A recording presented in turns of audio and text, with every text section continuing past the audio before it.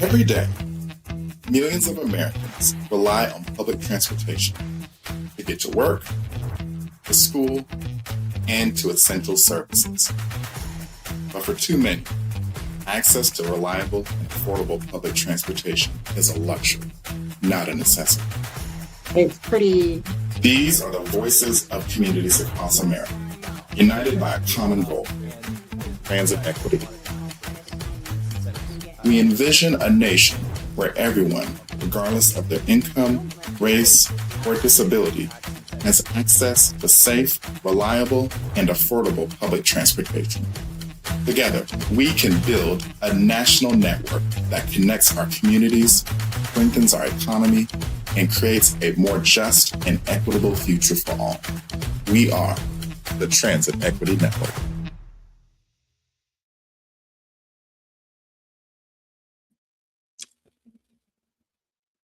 Hello, hello, hello, and happy National Train Day. My name is Bacardi Obama. I thank you all for joining me for the second installment of the Great Train Trip series. I thank you all for joining me again. Definitely feel free to comment in the chat if you'd like. I'll read your comments aloud. Definitely, if you have any questions, please feel free to drop them in the chat and I will answer them along as well.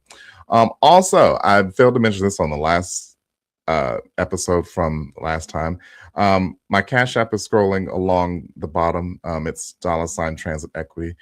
If you'd want to support the movement that we have going on at the Transit Equity Network and the work that we do, definitely feel free to donate, especially if you like the content. Definitely feel free to donate us to the organization so that we can bring you more of this, also bring you more work and more assistance for all of your organizing needs. We greatly appreciate it. But yeah, I wanted to get into this for what we're going to do today. I won't be on here long. I've got a meeting at 1, so I'll definitely run through this as quick as I can. And of course, if you have any questions, feel free to email me and I'll drop my email later on in the presentation. But I'll get to go over to my lovely trip to Europe.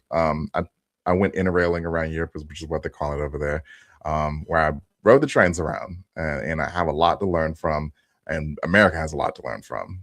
So I'll go over that. If there are questions, in the meantime, we'll do that. And from previous coming attractions, I wanted to do this today, but because time won't allow me to, we'll get to it another day. I wanted to do National Train Day superlatives and basically just kind of rank all my trains that I've seen so far in this life, where they are, where they should be. So we'll do that another day and then we'll close out. If you haven't followed us on all of our social media networks, Facebook at the Transit Equity Network. Shout out to everyone who's watching us on Facebook or watching the playback on Facebook. Twitter and Blue Sky at Transit Equity In, and YouTube at Transit Equity. Definitely subscribe to the YouTube channel and click the notification bell so that you will get all of our notifications as it comes along. Who am I? Bacardi Obama. My name is Bacardi. I'm the Executive Director of the Transit Equity Network. Again, if you'd like to email me for any kind of work, if you need flyers done, if you need somebody to speak at your organizing rallies or any kind of thing that you have going on that's transit and transportation related, email me at transitequitynetwork@gmail.com and we'll get back to you. Also co-founder of the MARTA Army. If you're in Atlanta and you want to do any work with us, definitely hit us up at themartaarmy@gmail.com. The vision for the Transit Equity Network is we envision a world where public transportation is equitable, affordable, reliable, and safe for all. And I mean this with not even just with it being National Train Day, but we really need in this day and age transportation that we can really depend on and that doesn't cost an arm and a leg to get around. I know this is definitely coming after the news of Spirit Airlines going under. And while it's really sad, it really points out the need for better transportation in this world and definitely in this country. So hopefully that's a signal that they could maybe possibly switch to trains. But who knows? But why are we talking about this? Well, because it's a public transportation is a great way of reducing our carbon emissions. So the mass and mass transit is using a transportation that carries mass amounts of people. So if your city's hosting the World Cup, that is going to be a huge test on how well your public transportation system works. So let's get into this. So like I said, I went to Europe. Now, originally, this was a trip that my friend planned to Copenhagen, but I figured if I'm going to one country, I might as well go to multiple countries. And Europe allows you to do that. So I wanted to just kind of show how easy it is, but also show just kind of the different trains that I went on and how they compare to Amtrak. So a lot of this is going to be really a comparison point to the Great American Train trip that I did a few months back on Amtrak. Main question is taking the train across Europe a great way to travel, or is it just a way to travel? Now, if you've traveled around Europe, you know that there's multiple ways to get around. You could fly. There's, like America, there's a lot of discount airlines around the country. So it's not just with train of getting around. You can get around by flying, by driving. There are a lot of private bus companies that run around. Of course, there's so many train companies, and we'll get into that because there were a lot of. I didn't take just one. There were multiple train companies I took. There's even ferries that you can take between different countries. So Europe also isn't a stranger to a lot of what's going on right now in Iran. They're also suffering from the oil crisis, I guess we can call that, to where they've also had high prices and also had to cut down on flights because of the situation that's going on in Iran. So that was a concern of mine because I needed to get back home. that I think that's kind of the downfall for Americans is that, well, we can take the trains over there, but as far as getting to Europe, we have to fly.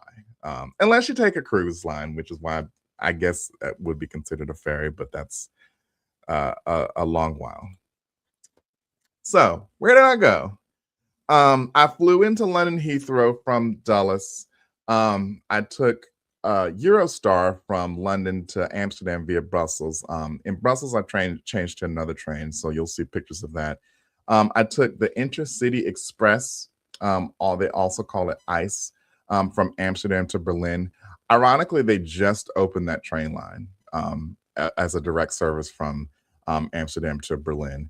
Then I took ICE from Berlin to Copenhagen, and then transferred to another train called the DSB from Hamburg to Copenhagen, and then I flew back from Copenhagen. So now the difference between this and the Amtrak trip was I had a little bit more time with these cities. Like every city that I went in, I actually was able to spend more than 24 hours in it. So it was pretty. You got a bit of flexibility, and also because, and you'll see on this next slide, you could get between a lot of these cities much quicker than you can with America. To get from London to Brussels was a little less than 2 hours. And that was going in the only tunnel that goes under the only train tunnel that goes under that I think there's a channel between the UK and France. So, but if you can see from this map, I don't know if it's even possible to see that you can get between a lot of these cities pretty quickly. And they also have a really expansive network, and they're actually adding on to it. I've seen a lot of articles where they're actually adding service. I saw a direct train going from Berlin to Prague. I saw Italy's expanding routes. Spain is expanding routes. They're really adding on to this network. So it's not just kind of a like we set it and forget it like America, to where they're not really adding as much service. Which shout out to Metro in LA. They actually just opened the extension of the D line, which what they now called it. It used to be called the Purple Line, into over to Beverly Hills. So that'll be a great addition to the subway system. But again, like with America, that's probably like the the last time a subway expansion has been done is probably the Silver Line to Dulles in Virginia. But as far as like actual rail, like the Mardi Gras line or the Borealis and from Chicago to St. Paul, but I digress. And you're gonna get a lot of stations that look like this. Like Europe had a lot of big, larger than life stations. And you'll see that on the trip and in a lot of these slides of how massive these stations are. And some of them really were intimidating. So that's just kind of something to keep watch of and to really make sure that you're going in this with like the clear mind, clear conscience that hey, it may get hectic, it's crowded, but you can get through this. I think I should get to the slides, so I'll take that down and we'll put up the trip. So trip started with me leaving out of Baltimore, and I took the Northeast Regional from Baltimore to DC. Now, this was probably the only inner city train I took to get to the airport. Now, it's good that I was able to take this because you I was originally going to fly to JFK, and I'm glad I didn't. I found a better flight out of Dulles, so I'm like, oh, I can travel across to Dulles. And like I said, with the extension of the Silver Line, it was easy for me to do. So I took this to Washington Union Station, and then I took the Silver Line over to Dulles. And it was a little over 2 hours, but hey, it was worth it. So flying into London, the flight was 6 hours. What I recommend to people is just take a red eye, because if you get on at night, you basically get into London in the morning. Once you got out and you got through customs, you got options. So I think what has been said to a lot of folks, like if you're trying to get to central London, to take the Heathrow Express. Now the Heathrow Express is a little bit more expensive. And I think that might be like, I will say this. Don't rent a car. Renting a car is expensive. London also has congestion pricing zones. So just like New York, it's going to cost you if you want to go into central London. What I ended up taking was the Elizabeth line. So it's the cheaper of the transit lines. And you can actually transfer. So like say if you're going to somewhere else, it's a great alternative. Now, this is something you're gonna have to get used to on the London side. They call this queuing. Now, queuing is essentially just waiting in line. Now, this was the line just to get onto the elevator, which they call lifts. I think this was this, and then I think there was another station in Istanbul that was like this as well, where you had to take an elevator down or up to the platform. I forget which one it was. But yeah, you're gonna have the waiting crowds, especially coming out of Heathrow. But yeah, this is essentially what you have to deal with. But when you got on the trains were nice. Now, this was something I had to get used to, was pressing the button to get off the train. You'll definitely see who the tourists are. Not even just with this line, because most of it is tourists coming from Heathrow, but you'll see which ones are tourists based off of who hits the button, who doesn't. Then I got into central London. So this is the tube. That's the subway system.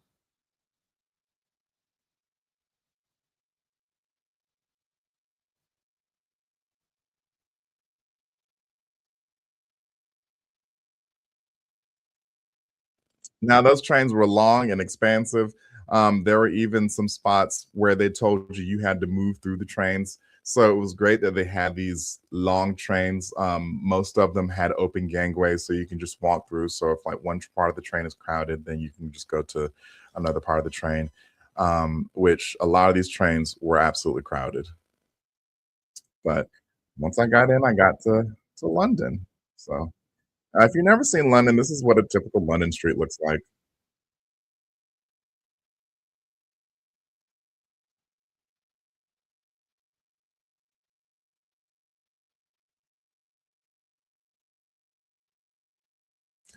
Um, Now I will say this about London. London kind of gives New York energy in the UK. That's what I can say about London. That was my first time in London. This was the station that I was staying near. This is Victoria. It's not only a regional station within the UK. I think there might be international trains here. I'm not sure. But this is also like if you decide to take a bus out of Heathrow, some of the buses come here. So that was also another option that I could take. But this is kind of from the top. It was divided into like two parts of the station.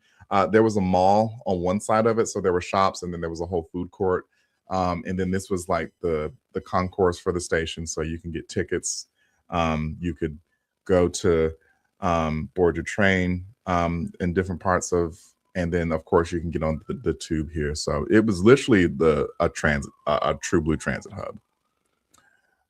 This is what I was talking about, like one of the signs where they'll tell you to move along to the train to exit because some of the stations, um, some of the trains are longer than the platforms of the stations. So if you do have trains with open gangways, you'll have signs along the walls telling you to move along.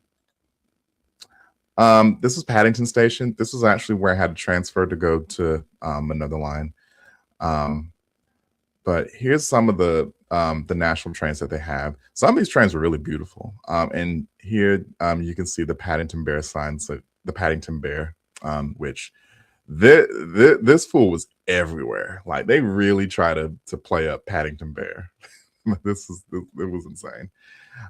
These are the double decker buses. These are cool to ride, and you'll see a video later on where I actually rode on the top of one of them, so you can see like kind of a point of view from riding at the top of one of them. But they were nice. One thing to note, like a lot of them were like 100% electric. Like they were fully electric, and I think that's something to really be said for a lot of advocates with saying, why can't we have frequent buses, but buses that are also much cleaner? London is well on their way to doing that. There's also some spots where you can really see that they're expanding onto their network. This is Euston, north of central London. It's one of the current train stations they have, and they're really expanding onto that. So you can really see that they're doing a lot of work on this. If you're visiting London and you're a club type person like me, I would definitely look at this map. London's one of the very few places where they have 24-hour service. So there are some tube lines that run 24 hours. So definitely check on this. As you can see, if you can kind of make out over here, the Central, the Jubilee, the Northern, the Piccadilly, the Victoria, and the London Overground all run 24/7 on Friday and Saturday nights. So definitely something to think about if you do want to go out, of where you should locate. Other than that, if you don't do that, then staying out in like the other zones, like zone 3, 4, 5, is fine because the tube goes all the way out there. I think the London tube is probably one of the most expansive networks I've ever seen in my life. Like it was huge. It was a lot. There was a lot going on. Here's a video of the point of view. So this is me at the top of one of the double deckers.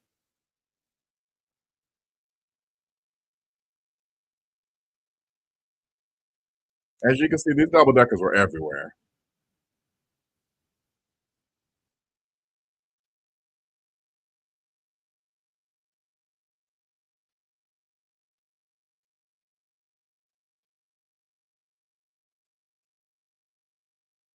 Mind you, that was around like 11 o'clock at night. So I was literally on my way to go cut a rug and go have a drink. So it was good that, they run that late.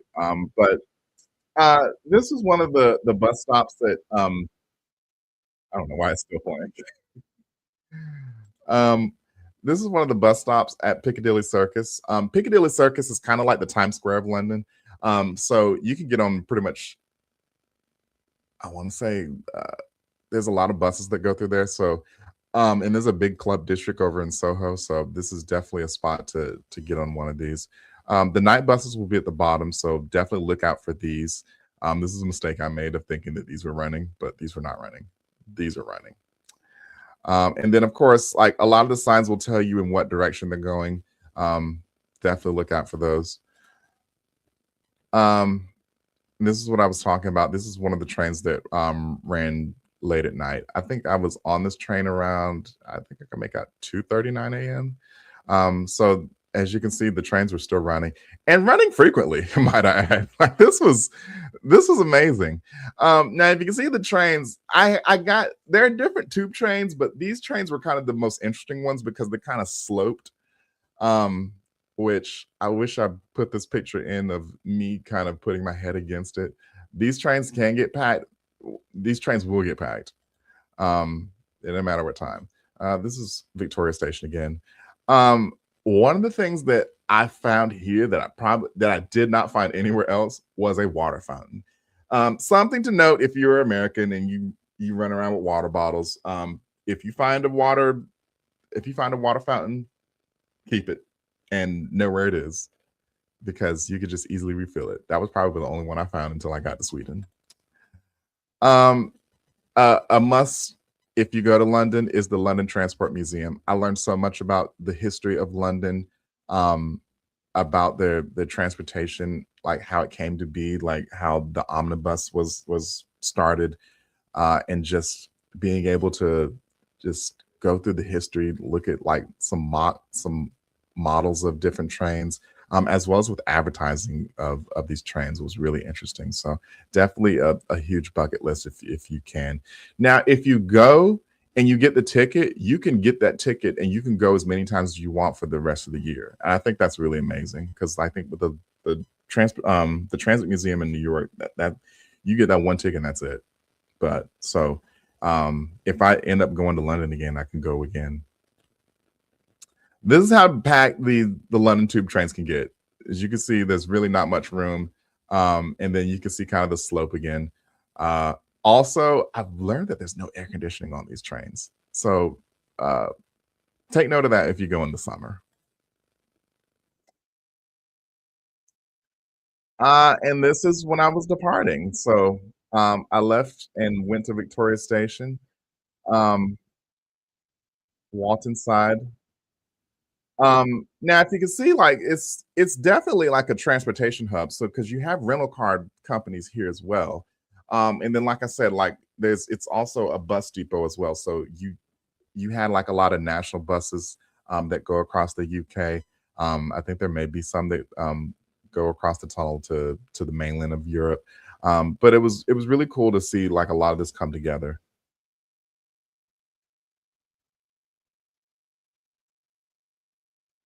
We can just move on from that. And then, of course, we got into Victoria Station again. I don't think that's going to play. Or is it not? Okay, I think that's it. So that was London.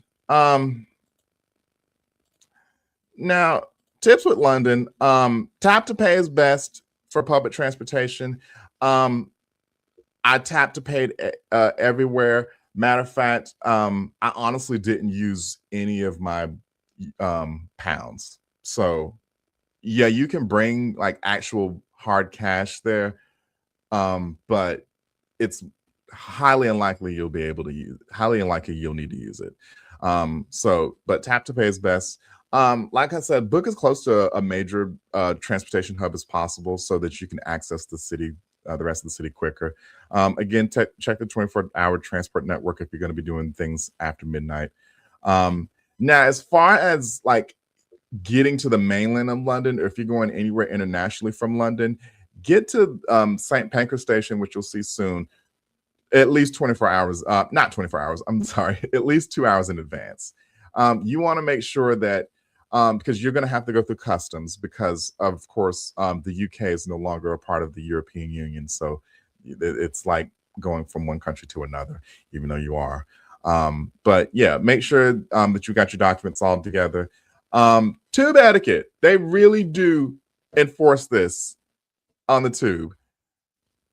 stand to the right if you're standing, stand to the left if you're walking. They will move you out of line if you get out of line, because they don't play that over there.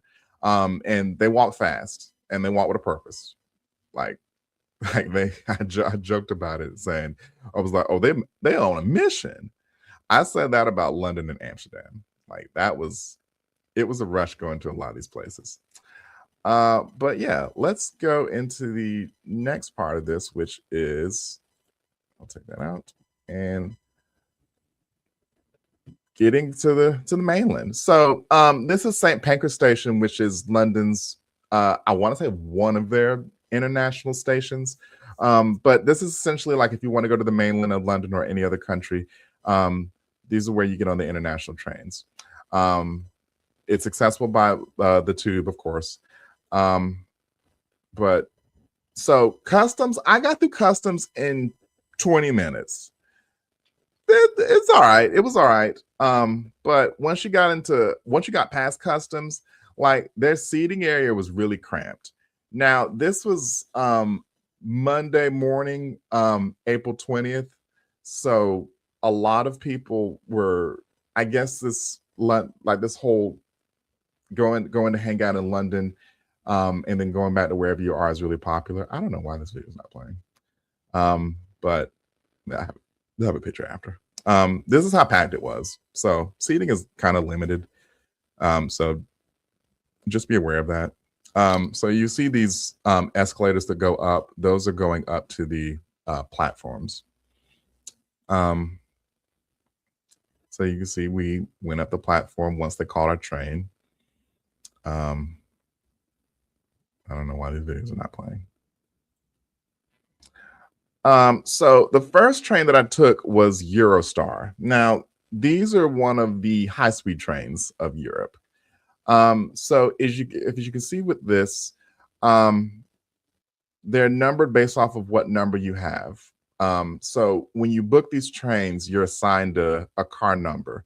And in some reservations on some really busy routes like London, Amsterdam, London, Brussels, those are really busy routes. I almost compare it to the Northeast Corridor between DC and Boston in America.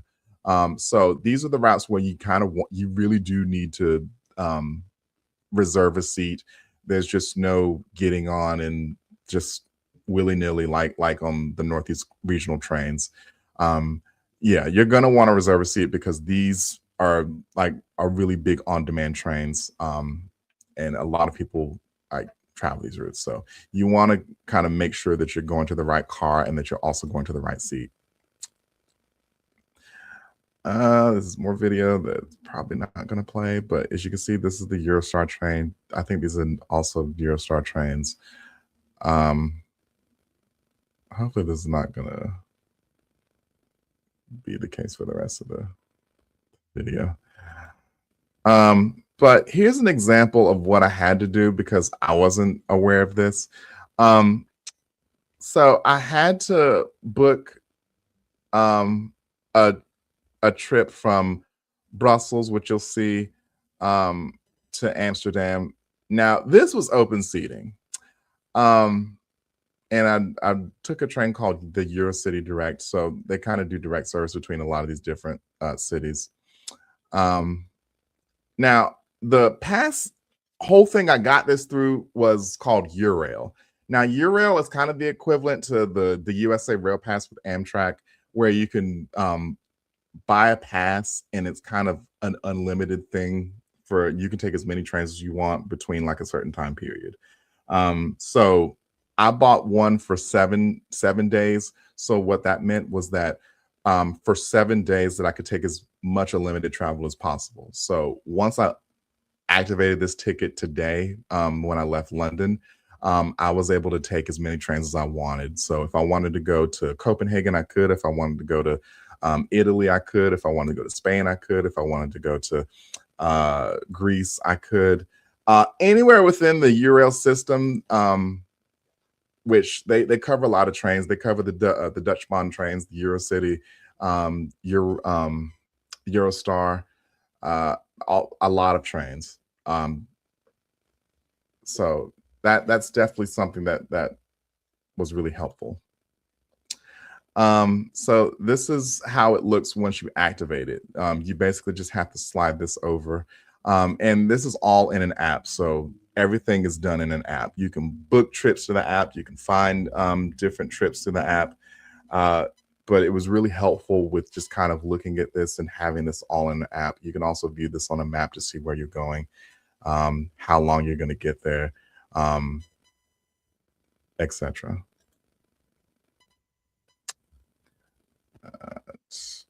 I think this is the one I did after I left Amsterdam, going to Berlin. And that was on a different train called ICE. ICE stands for Intercity Express.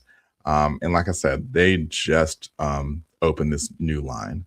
Now, this is where reserving a seat was recommended, and you see it costs €8 to reserve a seat. I didn't. I just, just took it by chance of saying, I'm not going to reserve a seat. We'll see what happens. And turns out I could sit wherever I wanted to. Back to the Eurostar. So they have places where you can put your luggage, but there is enough space above the seats where you could put your luggage. This is an example of the pass that I had. So it was 7 days within 1 month. So I had a month to use it. Now it didn't matter what month it was. Like if I wanted to do it when I did it in April, I could. If it was October, I could. If it didn't matter, it just had to be used, I think, within a year from when I bought it. And of course, like I said, like you activate it based on what day you're using it. So now that I activated on this day, I had a month to use it. So that was one day that I used. So on that day, if I got to Amsterdam and wanted to say, hey, I want to go to The Hague, or I want to go to Haarlem, or I want to go to Antwerp or Brussels, I could hop on a train and do it. All I had to do was just hop on. And then like when the conductor comes around to check tickets, you just hit this button that says show ticket, and they'll scan the QR code, and then you can ride.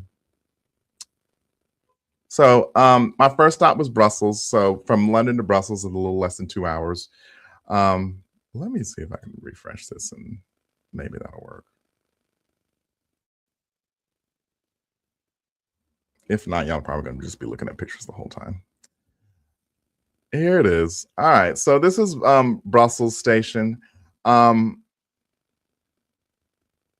It was hectic. like most of these stations are gonna be. They didn't have much seating area, and they had like really hard seating. I didn't like that. Nonetheless, this was what I was dealing with. These were like the time boards, and a lot of people just waiting to get on the trains. These were the Eurocity Direct trains that I was taking. These are some of the platforms. You can actually see one now.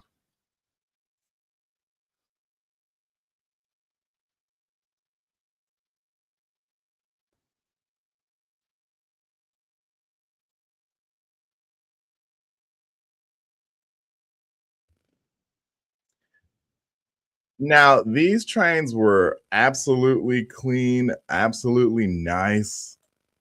Like this was the bathroom, and you see that they try to make it like a woodsy theme to make it feel like you're in the woods. It was really nice and clean. This was my seat. I'm not one of those people who measured a lot of the dimensions of the seats, but I had so much space to do. That was my backpack that I take everywhere. The seats were comfortable. You had a flip down table to where I can eat with. So this is the lunch that I got at our burger place in Brussels. Fries are amazing. They do amazing fries there. The burgers are all right. But yeah, we moved along. Now these trains really did feel fast and like you were getting places. But this is us going across the countryside of Brussels. This is more seat, more just kind of looking at the floor. The floor is really nice. You can look up there. There's kind of the space where you can put things. You had enough space for, and this is kind of what the chairs look like from the side of it. And then I got off at Amsterdam Zuid. which is Dutch for south. So it's kind of one of the South international stations, which I really appreciated that I didn't have to go all the way into um, to Amsterdam to access the city. Um, but yeah, so I'll do the next one really quickly of the Amsterdam highlights. Now, Amsterdam, I liked as a city. I will honestly say they were a little stuck up there. I don't know what it is. I think from what I hear from people, like they really become like a tourist destination way too quicker than what they expected. So I think that's just kind of what it was. But here's a typical street in Amsterdam. You see the bikes are everywhere. This was a bike city. People on bikes run this city. Like you'll see with a lot of this infrastructure. Um, but here was me and here I am in central Amsterdam.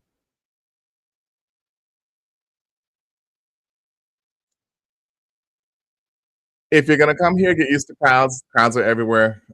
That's just Amsterdam. There's the many canals that run through Amsterdam.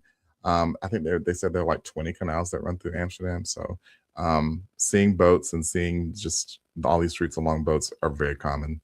And of course, the coffee shops are here as well. Now, I went on 420. 420 was not all that big of a celebration as you would think it would be.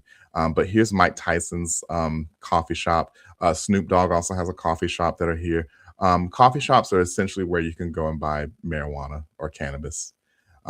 You can go buy pre rolls. You can go buy edibles. So they had edible stroop waffles there. Um, but yeah, and you can just go in. It's like a coffee shop. You can go in and just chill and smoke a joint. But you can also get like foods. Like some of them will have food items there as well. But it was cool. And this was Amsterdam Central Station. So this is their central transportation hub. Say transit, like it's all kind of transportation here. So their metro system goes here. A lot of the trams go here, which you'll see in other pictures. You can also take here's the tram. This is the back side of it, so it almost looks like an airport. But you could see like there's not really many room for cars as much as there are pedestrians and bikes. Like I'm telling you, bikes run the city. Um, it also was the point for if you wanted to get on the ferry. Now their ferry is free, so you don't have to pay to get on the ferry, and you can take it across the river to the other side. To and they have a lot of things on the other side of the water. This was one of the graffiti art is really big there, and they have a whole free exhibit dedicated to it. So here's some examples of it. This was a hotel on a boat called a Botel. But here's the street art museum called the Straat. So you see, there's just you can really just get lost in here and just immerse yourself in a lot of this graffiti art. It was really cool. It was definitely worth it, the trip. This was the metro. The metro's all right. It wasn't really as expansive as I thought it was going to be. I took a canal tour with Heineken. So here's some of the boat houses that are along one of the canals.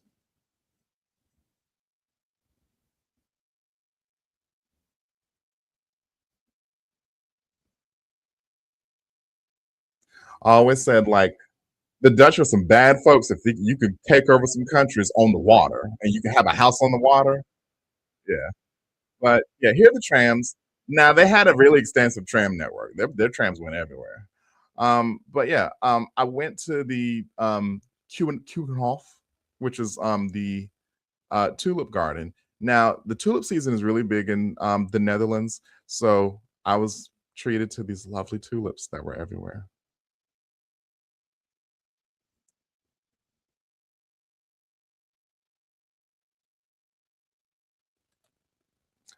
So it was beautiful. You even you could take a bus over there, so you don't have to uh, really think about it. It's not directly in Amsterdam, so you had to travel a bit. Like I think it was around a little less than an hour to get from Amsterdam to the thing, but it was beautiful and well worth it. And especially when you have a really a nice day outside, like I did. Um, these are some Dutch mini pancakes. I literally ate them up within 5 minutes. They were that good. And this is also the stroopwafel. Now, I didn't think I'd like this. I loved it, and I brought some back. It's kind of like a big cinnamon toast crunch with a caramel inside. It was amazing. But yeah, here's the bus that you could take to Amsterdam. There's also buses that come from Haarlem and The Hague. So don't think you got to stay in Amsterdam if you want to see the Netherlands. But yeah, here's some of the metro trains. They're beautiful, clean, open gangways. You can run straight through these trains. Here's their metro system. Like I said, it's not really all that expansive.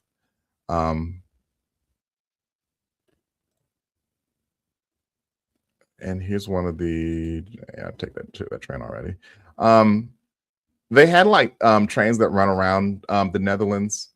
So here was an example of one of them. The seats were really cushiony. And it almost looked like a private jet. They were really nice. Here's the inside of Amsterdam Central Station. It was kind of confusing to look at these signs, but you can kind of make it out if you can like really look closely at the signs. Of course, they have a terminal if you're trying to get to the UK. Of course, you got to go through customs. Here was another side of it. The station was really beautiful on the inside and the outside. It probably goes down in my superlatives, which I'll do at a later date, of one of the most beautiful stations I've seen so far. But here was the outside. Just look at it. It's a beautiful station.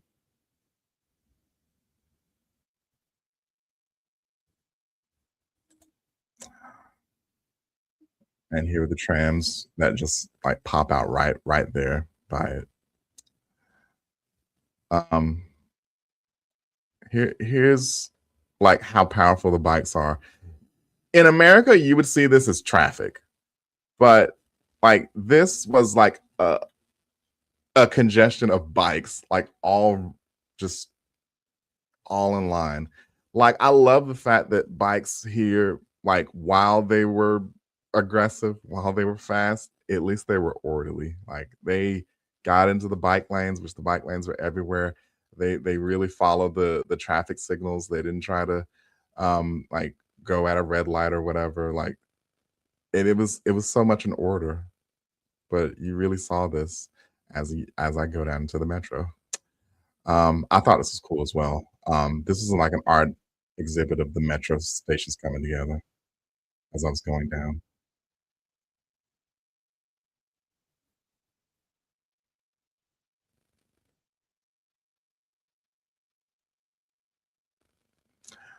This is their entire rail network, so the metro trains as well as the trams, as well as probably some of the national rail networks. Now, the good thing about the Netherlands is that their whole system is tap to pay, and you could like navigate yourselves basically where you're going because the Netherlands isn't that big. So it was really cool. Like even if you go onto the website to look at the Netherlands, it'll literally say everywhere, every bus, tram, train you get on, you can just tap to pay to get on. Now you got to remember to tap to pay to get on, tap to pay to get off. And this was like a sea of bikes from this town. This is also like private toilet, well, not private, public toilets that you can go into. And this is kind of like created around the time that where they really like made the red light district a thing, so that you can have some privacy with going to relieve yourself. And I thought it was cool. This is part of the red light district where I went to hang out the last night I was there. And when I got back, there was signs pointing you to where the bus was. And I got on my bus, which the buses were also beautiful. They had charging ports, they had like all this really nice seating. And yeah, like it was really nice and how they really lined all of this up. But yeah, that was uh, Amsterdam. Um, Little tips for Amsterdam: tap to pay is best. Now remember to tap in, tap out. If you don't, they're going to overcharge you. Amsterdam Central is a central hub for everything, but you can also go to Zuid or Schiphol, which I heard that airport is like trouble for a lot of people. Watch out for cyclists; they run that city, and you do not want to get in tussle with any of them. Um, Also, this is another city where you got to hit the button to get in and out of the vehicles.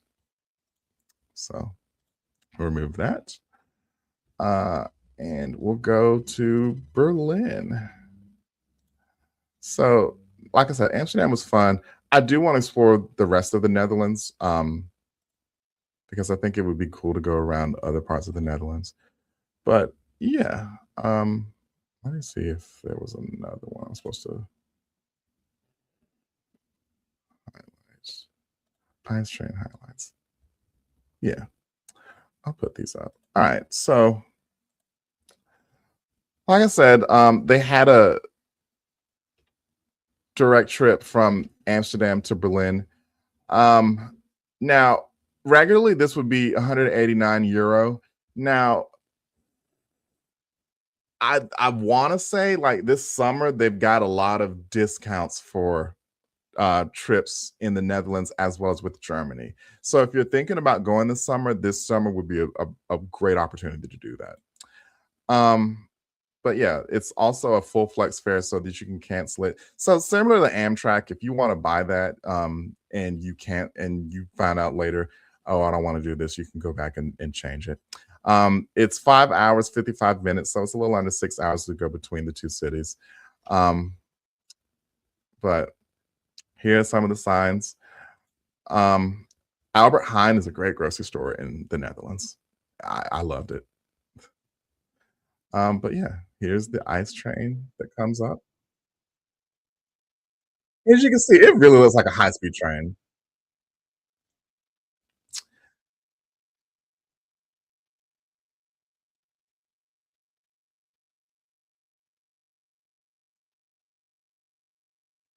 So you can see that's some of the seating area. They have chargers below. I don't know what these pillows were, but they were really comfortable. They don't even look like they have a lot of cushion, but they were really comfortable. But you see, like you have some areas where like you have some seats where you just have two. Then you have these seats with these tables where it's four to a table. So if you're in a group of four, these would be perfect for you.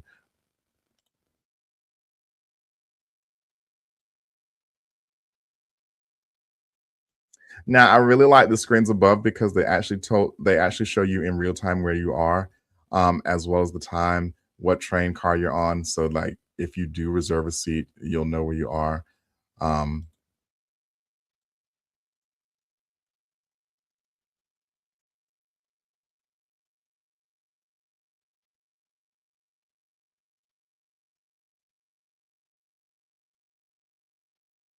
you'll also notice that the announcements will usually be, the nationality of the country that you're in. They'll do it. So, for example, like they did it in Dutch first, then they did it in German, then they did it in English. So that you'll always know like what announcements are coming on, which is really helpful. Trying to run through this quickly. Also, it'll show you like if the seats are reserved or not. Don't sit in a seat that's reserved, and especially if you didn't reserve a seat, you'll have to look for the green lights.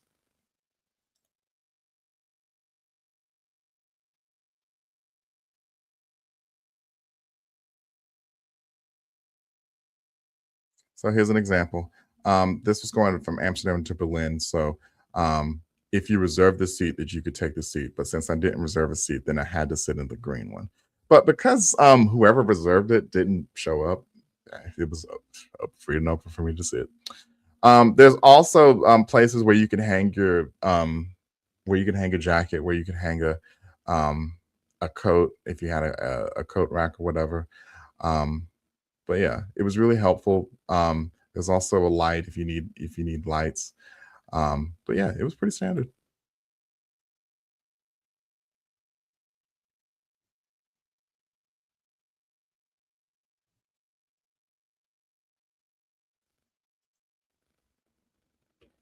Now the trains here got up to 150 miles per hour. So they weren't as fast as I thought they would have been, but they still looked nice. And it really did feel like you were getting a lot of places within this. So it did really feel like a premium experience. And then of course, like if you've also seen in the pictures, there are oh yeah, there were some tulips on the way from here as well. Um, so it didn't really feel all that fast. But one thing I will note about the trains in Europe, they were on their own track. They didn't share track with freight. Like they had their own right of way with these tracks. And then like some of them will also like be next to a right of way for freight. But I hardly saw any freight trains. Like these trains were on their own. So that kind of just shows a little bit how it's different from America, with America always having to share tracks. But yeah, that was a good welcoming point for this. But yeah, here's more going through the Dutch countryside. I think this was when we were crossing from the Netherlands into Germany. As you can see, like it's fast, but it's not as fast as you would think, like the TGV or the Shinkansen trains. So then we got into Berlin. So this is one of the platforms getting into Berlin's Hauptbahnhof station. Hope I'm saying that right. I don't know if I'm saying that right, but you see there are like multiple platforms getting to here. And this was like just the huge station it was in. So here's a video just kind of showing all the levels of the station. This station was massive.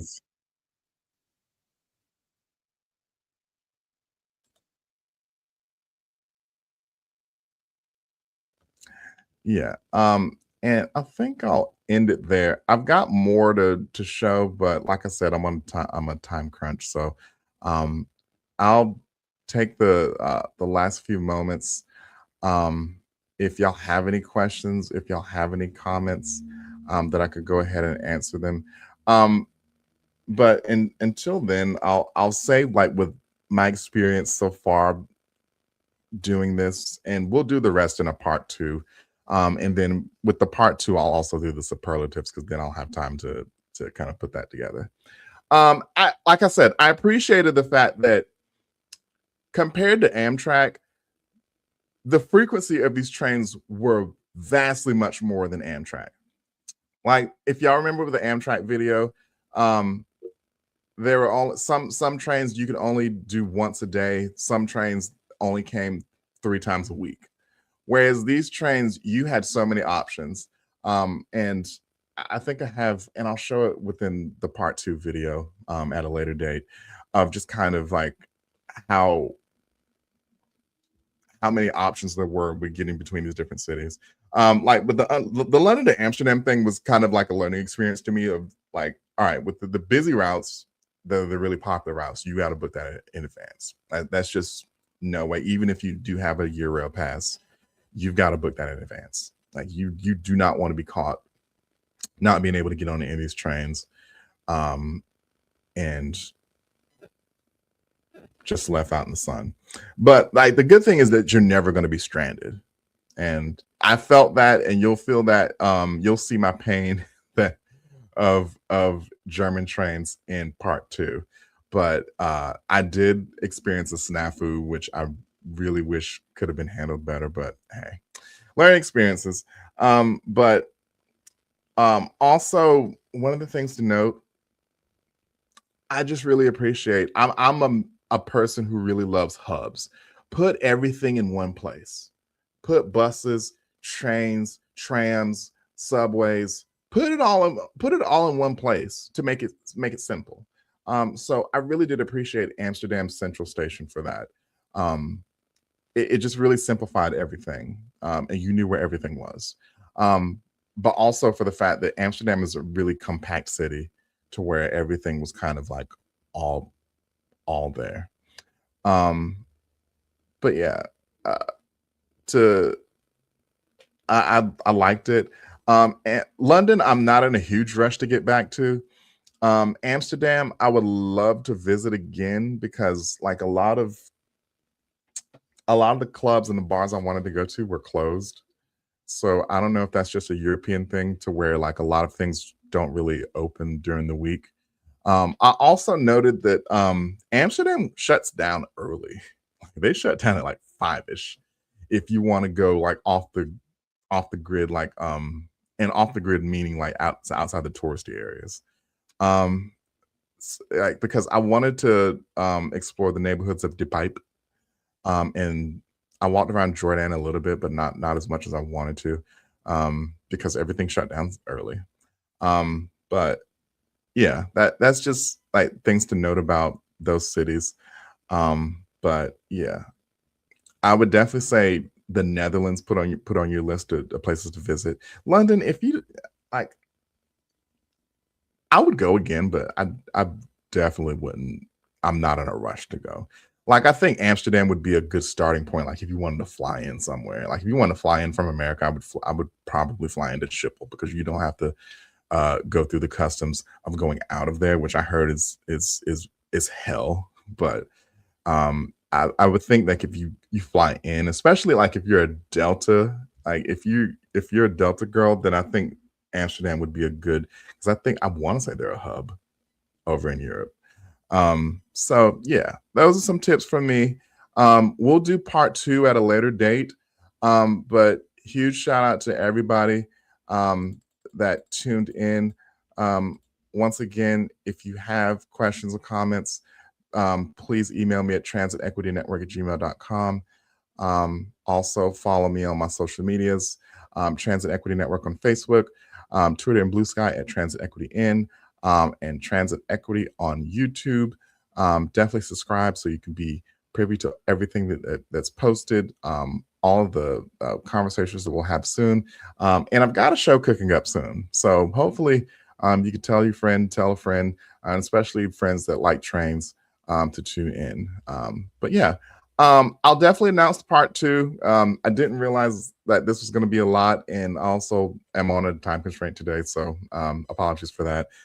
But I will definitely let you know when the part 2 is coming. Part 2 will cover Berlin, which I absolutely loved. And if America gets way too crazy, Berlin is the #1 city I have in mind to move to, as well as Copenhagen, a city I didn't think I'd like, but I absolutely loved, especially transit-wise. So yeah, from me, have a happy National Train Day. Go ride some trains somewhere.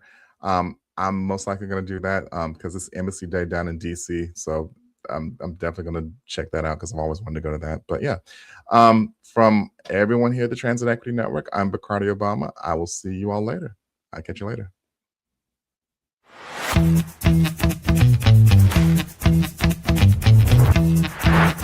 Every day, millions of Americans rely on public transportation to get to work, to school, and to essential services. But for too many, access to reliable and affordable public transportation is a luxury, not a necessity. It's pretty. These are the voices of communities across America, united by a common goal: transit equity. We envision a nation where everyone, regardless of their income, race, or disability, has access to safe, reliable, and affordable public transportation. Together, we can build a national network that connects our communities, strengthens our economy, and creates a more just and equitable future for all. We are the Transit Equity Network.